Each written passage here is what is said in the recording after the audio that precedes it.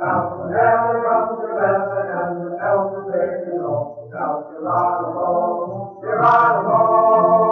If the silken victim cannot leave you, take a look around. The air is full of troops that will battle on the ground. Till we join the kiss the bank until the lady and the sun. Down Geronimo, Geronimo. It's the glory of the glory, but you're ready, here we go. Down Geronimo, Geronimo.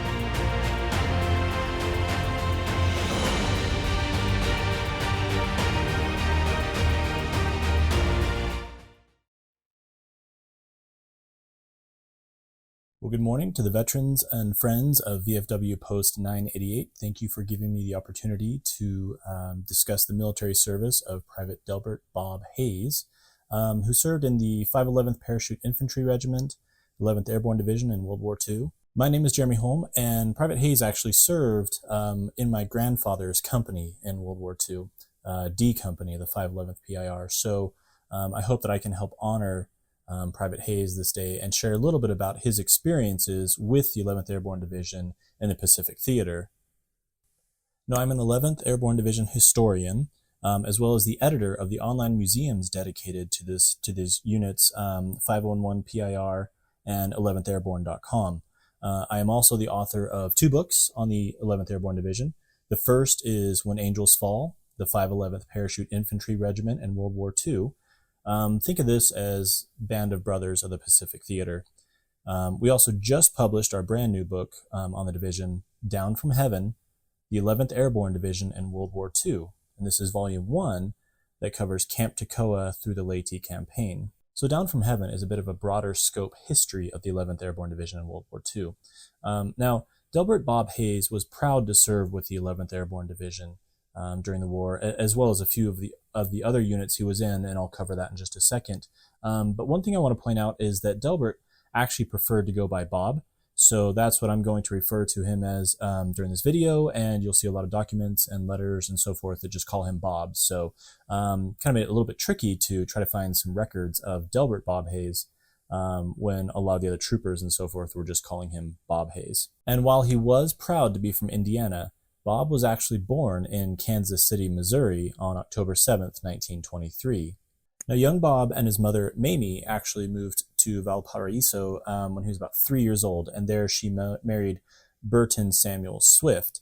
So Bob grew up in Valparaiso in 2 houses. The first one was on 201 Academy Street, and the second was on 1061 Farrell Street.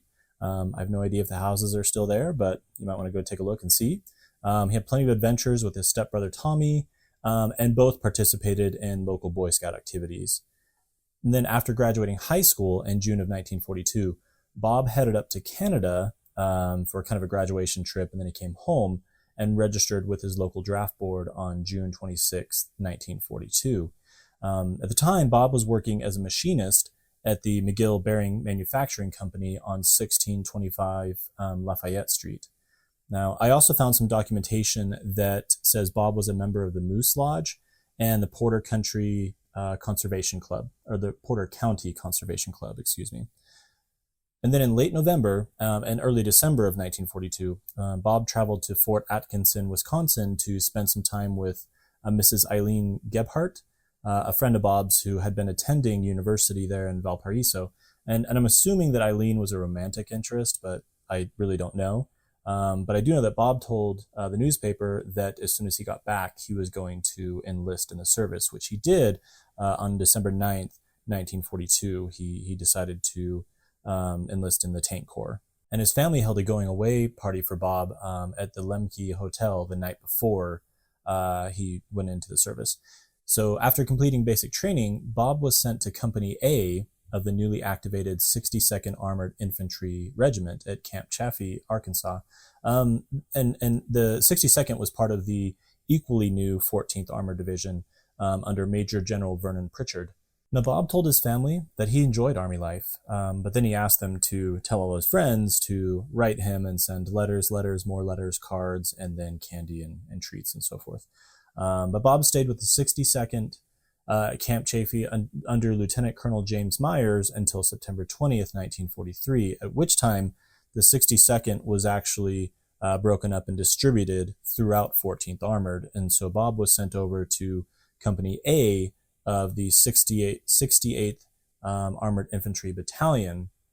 But Bob's first 2 months in the 68th were actually spent in the hospital. I know he underwent a major surgery. I'm still digging into the records to kind of figure out what was going on. But I know he spent a few weeks at the Army Hospital in Hot Springs, Arkansas. And then he moved over to another hospital in Tennessee. And the reason for his move was because 14th Armored headed to Camp Campbell, right there on the Tennessee-Kentucky border. So, Bob recovered from his surgery, and then he came home for 10 days on furlough in January of 1944. And then his parents actually traveled to Camp Campbell to spend some time with him there later in March. And so again, Bob told his parents and told his local newspaper that he was enjoying Army life, he was enjoying time in the service. And then his parents noted that part of the reason he may have been enjoying Camp Campbell so much was because there were so many WACs stationed there. So between February and August of 1944, Bob and the 14th Armored participated in maneuvers and plenty of training exercises. But as the summer of 1944 was coming to a close, it became apparent that 14th Armored was really preparing to go overseas, likely to the European theater. And sometime in early August, I'm still looking for the exact date, but Private Bob Hayes kind of decided he'd had enough of the armored life and decided that he was going to switch. And so he volunteered for parachute duty, and he was accepted. And so he went to Fort Benning to jump school, and then he graduated and on October 1st, 1944, and then he was given a 14-day furlough, and he went home to Valparaiso to visit family and friends. And of course, he was wearing his highly polished jump boots and shining his jump wings. And, he's got his garrison cap, cocked off to the side. And, paratroopers are a cocky bunch, let's be honest. So when Bob was at home, they celebrated his 21st birthday, which happened on October 7th. And then he went back to Fort Benning to as part of the 541st Parachute Infantry Regiment under Colonel Ducat McKenty. Now, Bob was assigned to Company G, and he spent the next 4 months training with the 541st, which was being held stateside in Strategic Reserve. So many of the regiment's original men and fillers and so forth, their cadre, had already been cut out and sent over to the 101st and 82nd Airborne Divisions to kind of replace their losses after the Normandy campaigns and so forth. But Bob and the 541st gained valuable experience. They did countless demonstration jumps, and they continued to develop new techniques and tactics at Fort Benning and also at Camp McCall, North Carolina, just trying to further the airborne doctrines and concepts at the time. But as 1944 came to a close, I think Bob was getting restless. He'd been in the service for 2 years now, just training, and so forth. So sometime in early December, he and a handful of other paratroopers from the 541st boarded trains heading for the West Coast, and they got on ships and they sailed over to New Guinea. Now, Bob's records for December are a little murky. He was given credit for the New Guinea campaign, which I'm still trying to figure out why that would be, because he was eventually assigned to the 511th Parachute Infantry Regiment, 11th Airborne Division, but they were up on Leyte. And the 11th Airborne Division had been given credit for the New Guinea campaign because the 11th was on New Guinea, acclimating to the theater during the summer of 1944, but then they left before Bob got there. So I'll keep working at that, and I'll let you know when I find that out. So when Bob arrived on New Guinea, the 11th Airborne Division was just finishing their 30 plus days of fighting, of intense fighting and combat on the island of Leyte. So the 11th Airborne Division had been sent up from the east side of Leyte across the waistline of the country, across the island, and up into the mountains and jungles. And so they had been fighting Japan's 16th and 26th Infantry Divisions. And the 511th was being led by Colonel Orrin D. Hard Rock Haugen, who earned the nickname because he was such a stickler for discipline and pushed his men extremely hard. But they also knew he was fair. And during the Leyte campaign, he became recognized as just this incredible leader who led from the front, and everyone in the 511th just really came to love and respect him. But as Bob would soon hear from all those now veteran paratroopers and so forth, the Leyte campaign was just brutal. And I talk more about it in our 2 books on the Angels, but several of the old paratroopers told me that Leyte was just the worst fighting possible, even worse than the Luzon campaign, which we'll get to in just a second. But, the 511th and the 11th Airborne went up into the mountains in monsoon season, and so they were dealing with monsoon rains, cold temperatures at those heights, and they're in their tropical uniforms. Poor resupply, bonsai attacks from the enemy all night long, and then assaulting enemy positions during the day, and just poor medical conditions and so forth. So my grandfather, First Lieutenant Andrew Carrico, told me that Leyte was hell, and then another paratrooper told me that after Leyte, hell was a vacation. So upon his arrival in New Guinea, Bob was sent up to Leyte to join the 511th to kind of, along with those other replacements, to help refill the ranks and so forth. So Bob was sent to Company D under Captain Stephen E. Kavanaugh. And Steve and I spent hours and hours talking before his death about the 11th's experiences in World War II in the Pacific Theater, along with my grandfather, again, First Lieutenant Andrew Carrico. So Captain Kavanaugh was CO of the company. My grandfather was a platoon leader, a different platoon than Bob was sent into. But Grandpa became executive officer, so he definitely knew Bob. And I wish I had had the chance to ask him about Bob before my grandfather's death in 2016. But Private Hayes was assigned as a machine gunner. So he only had a few weeks to get to know his new comrades before the 511th jumped onto Luzon, onto Tagaytay Ridge on February 3rd, 1945. But after listening to all of his new buddies' stories about the Leyte campaign, Bob wrote home to his family, and he said, "The 11th Airborne Division sure is a fighting outfit." Now, Bob and the 11th Airborne Division was tasked with landing on southern Luzon and then pushing north into Manila, and that's where the 511th PIR and Bob's D Company was actually sent first as the tip of the spear to push into the city, and they ran right into the Japan's defenses. So Japan had created this monstrosity of defensive fortifications. They'd taken all the naval guns off the ships in the harbor, all the anti-aircraft guns, and they spread them across this line across southern Manila, and they built these pillboxes and other defensive fortifications, and they put interspersed machine guns, and then all the enemy troops within were given boxes and boxes of grenades. And the Japanese took all the naval guns and anti-aircraft guns and just traversed them at the level, horizontal level. And this is what Bob and the 511th PIR assaulted.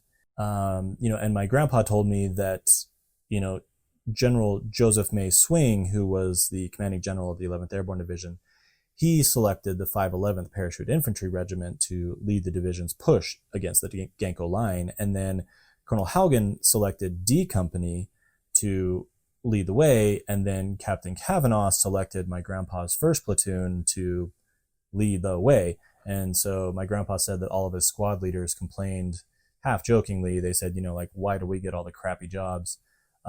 So Bob and D Company, the first fight they really got into was at Imus. And this became known as kind of the Battle of the Courtyard, or the Battle of the Stone Warehouse. And it actually wasn't a warehouse, but the Japanese were using it to store supplies and so forth. So D Company was sent to secure a small bridge across the Imus River because the main road, the bridge had been blown out. So D Company moves in, and they, the Japanese had taken over this courtyard and the stone building right next to the bridge.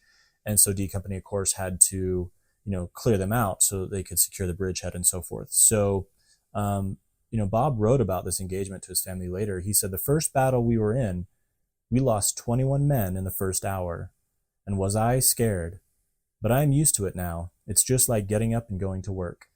So just kind of a short summary of the battle. Basically, Captain Kavanaugh split his platoons, in his 3 platoons and spread them around the courtyard and so forth. So he had fire team support and so forth. And then one of the platoons actually went over a cement wall and then ran across the courtyard to assault the building, while the other platoons provided cover and then assaulted from another side.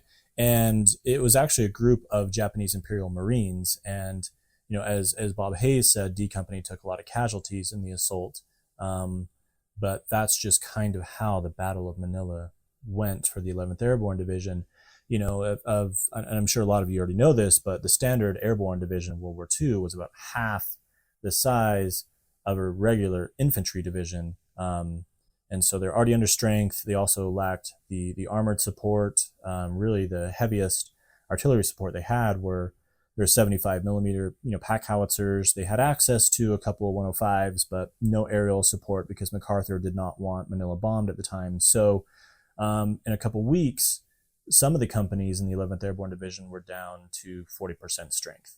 The battle for Manila, once D Company punched through the Ganko line, they assaulted a couple pillboxes and then took a few more. And then they actually, Bob and D Company came across a Japanese officers club full of whiskey and sake. And, Captain Kavanaugh just, in his wisdom, said, we can't stop here. We got to keep going, or else everybody's going to drink a little too much and we're going to be ineffective. So he put a guard there. And D Company went on and assaulted, I believe it was 7 more pillboxes that day, and just, broke through those defenses there. And then D Company came back and they found that some rear echelon troops had actually cleared out the storehouse. So D Company got none of the captured Japanese liquor and so forth. You can imagine how well that went over. But then the 11th Airborne Division pushed into Manila itself, and they participated in the battle for Manila, which, if you know anything about, was just this brutal campaign. It was just house-to-house fighting, street by street. It cost the 11th Airborne Division dearly. Again, within a few weeks, companies were down to 40% strength, and they were doing what others considered to be impossible. This is the 11th Airborne Division was basically 8th Army. And they're assaulting southern Manila from the south, where the Japanese had their strongest defenses, while 6th Army was coming from the north, with multiple divisions, including armored divisions, heavy artillery support, and so forth. So the fact that the 11th Airborne Division was making such gains, Robert Eichelberger, the commander of 8th Army, General Eichelberger, said that, this is a fine fighting unit, and I am proud to be with them. He said, "I think a wonderful job has been done by the 11th Airborne, and I hope that they get proper credit for it." And, the people of Manila were grateful for the 11th Airborne's efforts. So, Bob and members of the 11th Airborne Division were and are known as Angels. So Bob and the other Angels were given, impromptu parades, and the local Filipinos would just give them fresh fruit and eggs and just sometimes, stashes of wine they had and so forth. And of course, as Bob is fighting, you have these trains of refugees escaping the fighting and so forth. But the refugees would still, tell them victory, mabuhay, which is, Tagalog for victory and so forth. So the day after the Imus battle, D Company cleared out Stone Warehouse, captured the bridgehead. Bob and D Company fought their way across the Paranaque River. And, my grandpa told me that it was hand-to-hand fighting the entire way. So Bob was definitely involved with that. And then while fighting through Paranaque itself, the town, Bob and D Company were just peppered at times with shrapnel.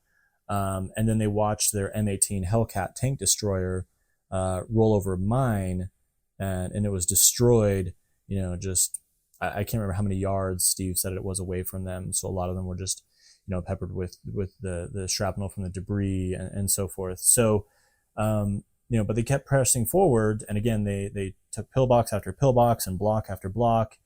And that's actually when Bob and D Company discovered the Japanese Officers Club, and then they came back and it was empty. So they don't know who took it, but they know it's the guys in the back somewhere. So they were pretty pissed. Now, throughout February of 1945, Bob and the 11th Airborne Division were involved in the heavy fighting to retake Nichols Field, Fort McKinley, and the Manila Polo Club. And D Company at this point was, they were exhausted. Nobody was sleeping. We're talking days and days and days, which I know for some of you listening to this, that's an experience that you know far too well. But Captain Kavanaugh was finally told that he could pull D Company back for a short break. So he selected an assembly point a few hundred yards to the rear, back by the Paranaque Bridge that they had fought so hard to take.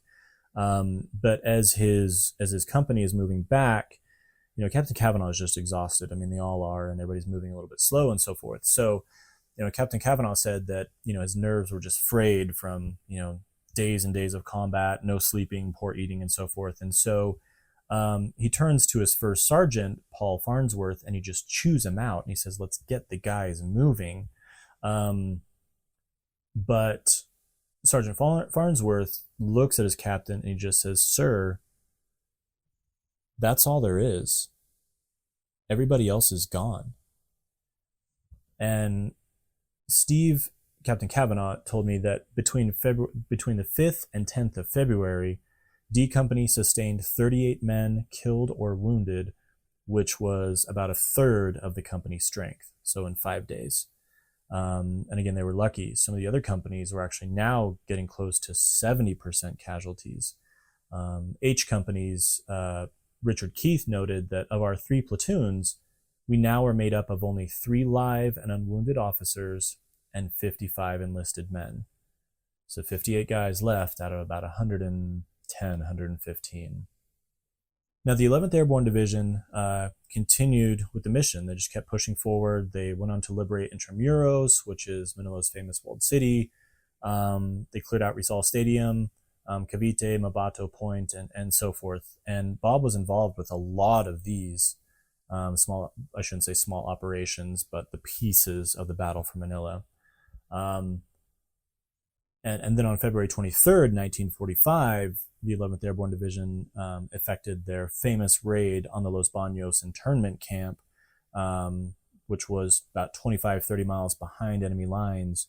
So B Company of the 511th jumped in, and then 1st Battalion of the 511th came across on Amtracs, and they got 2,100 men, women, and children out of the camp and brought them back on Amtracs across the lake, and everybody survived. And it was just this incredible rescue operation.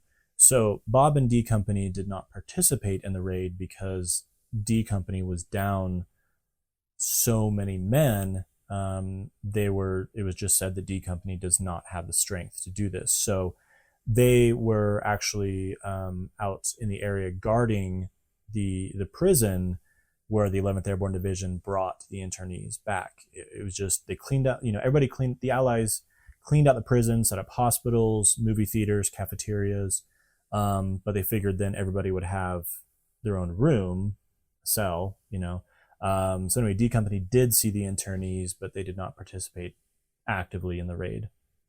So with Manila now secured, mostly secured, the 11th Airborne was tasked with clearing the Lipa corridor in southern Manila. So on March 14th, Bob's D Company was sent to help I Company push a group of Japanese off a hill that was overlooking Manila. And the concern was the Japanese could shell the city and shell the transport, the columns, the Red Ball Express that was going up and down the roads, the highway there. So D Company went up one side of the hill, I Company came up the other, D Company got to the top of the hill, and they could not find I Company. And D Company had to fight their way to the top, but they get up there and they're just waiting, and they can hear a firefight going off the one side of the hill, down the hill, and they realize that's probably I Company. But then the Japanese realized the D Company was on the top of the hill, and so their entire force moved up to assault D Company alone. And, this turned into a bloody close quarters engagement that really cost D Company a lot of men. My grandfather was actually almost killed on Mount Bajang. Bob was a little ways down the line, but my grandpa said, he was in a foxhole, and he was firing with his rifle, and a Japanese machine gunner just traversed. And, he said the first shot hit his rifle stock right here, basically took off his right ring finger, knocked him back. And the next shot, hit him in the shoulder. And, Grandpa just pointed at me and he said, "You can see how close that was." And the Japanese started dropping knee mortars on the Angels, and they got close enough to throw in grenades. And it was during this engagement that Bob was actually hit with shrapnel in the left forearm. I don't know if he just instinctively, did that, but so he got shrapnel in his left forearm and then just above his elbow and stuff. So casualties are mounting, and D Company's waiting for I Company, but I Company actually went back down the hill, came around the same crest that D Company had gone up, and so they're hours and hours away, and D Company finally got a hold of Regiment on the radio, and Regiment says help's on the way, but it's hours away. So Captain Kavanaugh just, he said that they had so many casualties that he was worried they were going to have more casualties than there were men to help the casualties get off the hill. So he makes the call, retreat off the hill, they get down, and then Steve gets hit. That same Japanese machine gunner that got my grandfather, who was executive officer at the time, then got Captain Kavanaugh. Steve told me, the bullet went into the helmet, knocked him down, went around, came out the other side, sent a piece of shrapnel into his shoulder, and, he took off his helmet and looked at the holes and just realized, how lucky he was. But, D Company got off the hill, and, Bob got treatment for the shrapnel, really only spent like a day in the hospital is what it looks like in the records. And then he went back to the line. But, my grandfather was, he was shipped home just because of the nature of his wounds, and, eventually discharged. And for him, the war was over after almost 5 years of service, actually. He went in before Pearl Harbor. But for Bob and the 511th, the fighting turned south, and then in April and May, they fought to clear the Mount Malapunyo range, which is just this, it's just this massive mountain range that was just, it was just awful to take, the different ridges and crests and so forth. And Bob was actually wounded again during this campaign. This time he took some shrapnel in the chest, but again he quickly recovered and he went right back to work. So in early May, the Malapunyo range was declared secure, and General Swing wrote to his division to congratulate his men. He said, "You have persisted in assaulting the forces of 500 to 600 Japanese, deeply entrenched in caves and emplacements in a strong, natural, and inaccessible position. Though our casualties have been heavy, and though at times the attack seemed hopeless, today our forces stand on top of the mountain, victors over an enemy committed to a defense to the death. It has been our privilege to end the battle just that way." Apart from minor patrolling, the 11th Airborne spent the rest of May just resting and re-equipping. They were engaged with, mopping up minor Japanese units here and there, and just small groups of the enemy and so forth. But then the Angels performed the last airborne operation of World War II when they dropped on the Apari, the Cagayan Valley at Apari. But Bob did not take part in that operation, so we're just going to skip right past that. But in June, Bob was thrilled when his original parachute unit, the 541st, arrived on Luzon from the States. And originally, the 541st was just going to join the 11th Airborne Division. And so Bob now had all these old friends. They were going to fight with him alongside his new friends in the 511th and so forth. But General Joseph Swing, he knew that his division was going to jump on Japan during the invasion, during Operation Downfall. And so he decided he wanted to bulk up his other units. So he took the 541st and he broke it up, and he sent a good portion of them over to the 511th to replace all their losses. And then he took kind of the remainder of the 541st, and he sent them to the 187th Glider Infantry Regiment and the 188th Paraglider Infantry Regiment to create another battalion for each of those regiments. So 2 days after the atomic bomb was dropped on Nagasaki on August 11th at 0530, General Swing received a notice that he needed to prepare his division for departure sometime in the near future. Now that order was updated at noon, actually, when the Angels were told they would have 4 hours to be ready, since their transports were going to start landing at the Lipa airstrip that afternoon. So it was official. Bob and the 11th Airborne Division were going to be the first Allied soldiers to land on Japan. But first they had to get there. So the 54th Carrier Group began flying in C-46s, C-47s, B-24s from all over Luzon and Leyte and New Guinea, and just filling the airstrips where the Angels were trying to gather. And Bob and the 511th PIR were told they were going to depart from the Lipa airstrip west, which that airstrip really was 2 airstrips. One was concrete and the other was just hard packed dirt. The concrete strip was about 4,000 feet long, while the dirt strip was about 4,600 feet long. And so at about 1700, Bob and D Company of the 511th began loading into B-24 Liberators, which, the division had to use whatever transports they were given just because they had to move so many men so quickly, and there were not enough, regular standard transports, C-47s, C-46s. D Company starts loading, but the air crews are showing them they have to load through the doors in the back, and then they're going to stand on wooden planks over the bomb bay doors. So of course everybody hates this idea, but the brass and the division and the air crews said, hey, this is fine, it's been done, you're going to be fine, just do this. So they would take them in groups of 20 in each B-24. So again, a solution that looked good on paper, sounded good, but in actuality, well, those still out on the edges of the airstrip watched a couple of the bombers take off, and then they watched, it was B-24M, so number 4450795, Lady Luck. So they're watching this B-24 Lady Luck try to take off, and then towards the end of the strip, it hits part of an embankment at the end, and this shoved the landing gear up in through the wing, which of course released the fuel, started a fire, and then the bomber went down into a sugarcane field. And then as the fire spread across the wreckage, the plane was traveling combat loaded, so all of its 50 caliber shells start going off in every direction.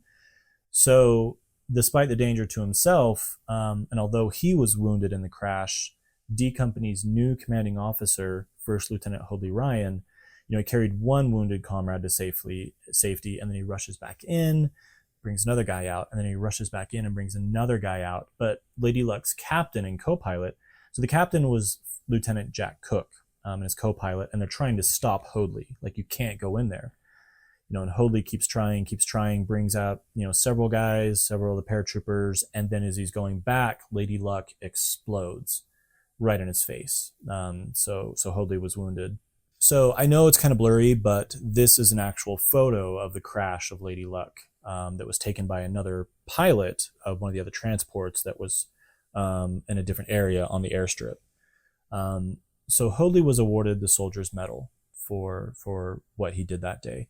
But D Company lost 9 good men. And there was an HQ3 guy that was killed as well. But one of those losses was Private Delbert Bob Hayes of Valparaiso, Indiana.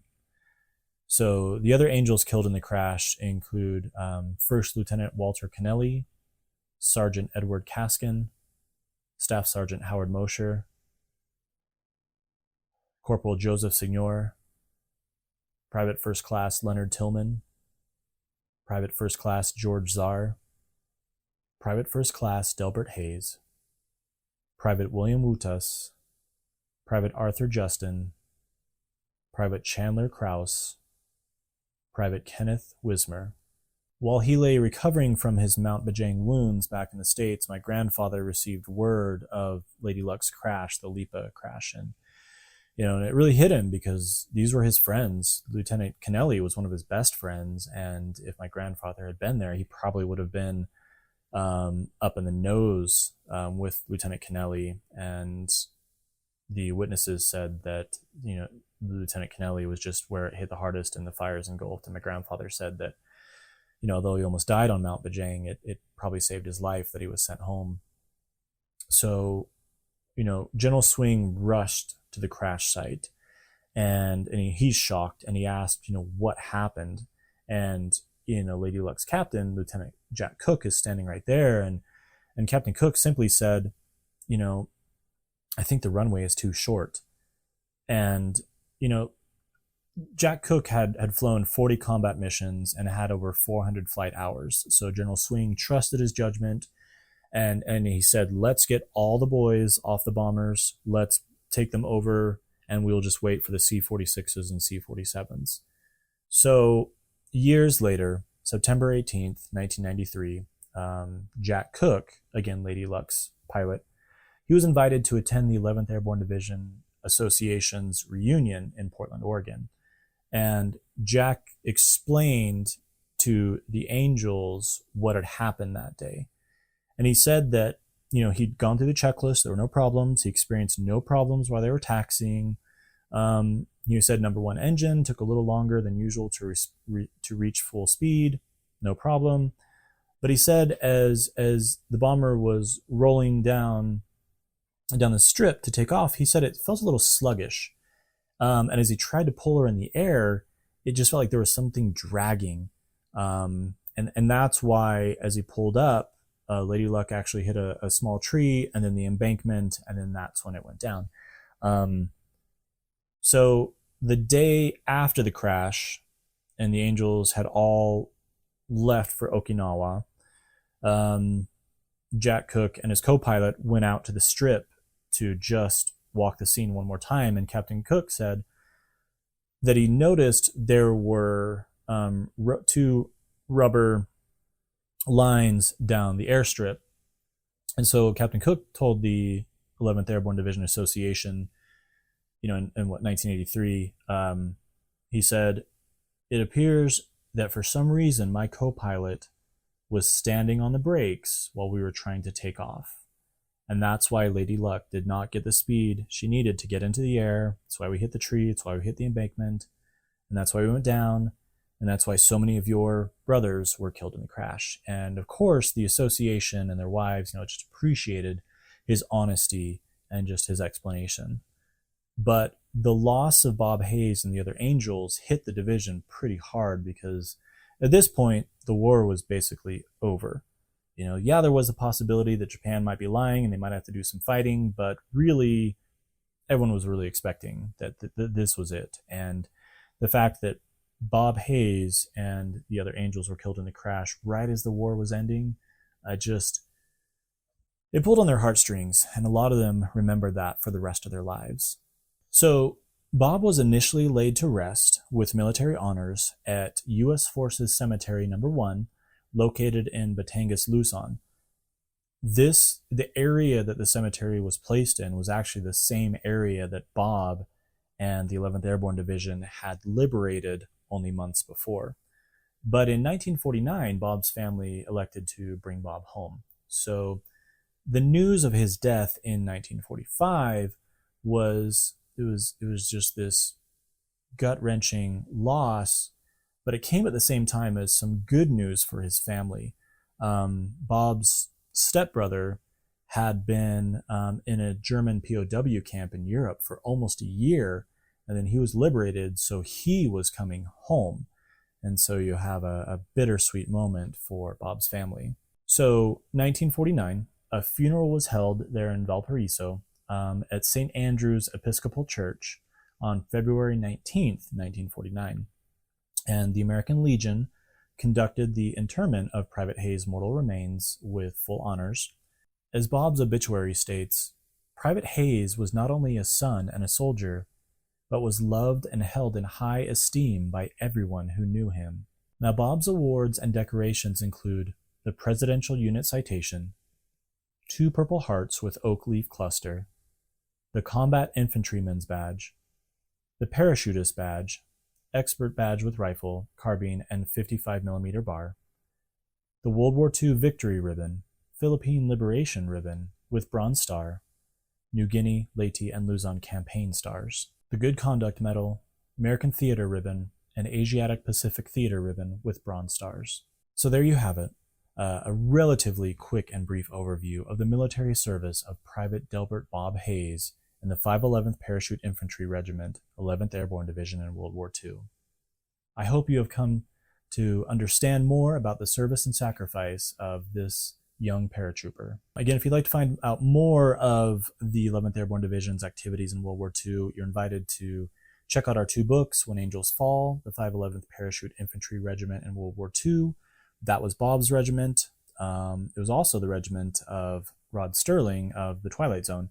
And we also have our new book, Down from Heaven, the history of the 11th Airborne Division in World War II. And this is Volume 1, Camp Toccoa through the Leyte Campaign. Now, one last thing. Bob's regimental chaplain, Captain Lee Walker, he once wrote, "I wish I had the financial resources to erect a gigantic tablet in stone where everyone could read the names of our officers and men who gave their lives so that others might live in freedom." Now you of VFW Post 988 have in your own way erected a gigantic tablet of stone by naming your post after Private Delbert Bob Hayes. But perhaps we can take it one step further. After the 11th Airborne Division liberated Manila, Bob and D Company were given a much appreciated and a surprising delivery of ice and beer. So Bob wrote home to his family about this. He said, "We got the ice and put it into our helmets, then set the beer in our helmets." So ladies and gentlemen, I present to you a Bob Hayes. All right?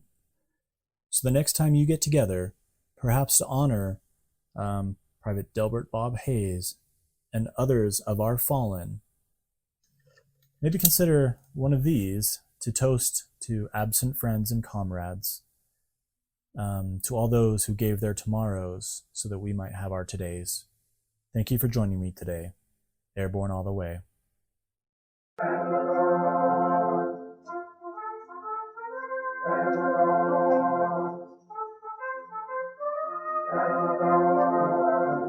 from heaven comes the blessing and the help of the Lord.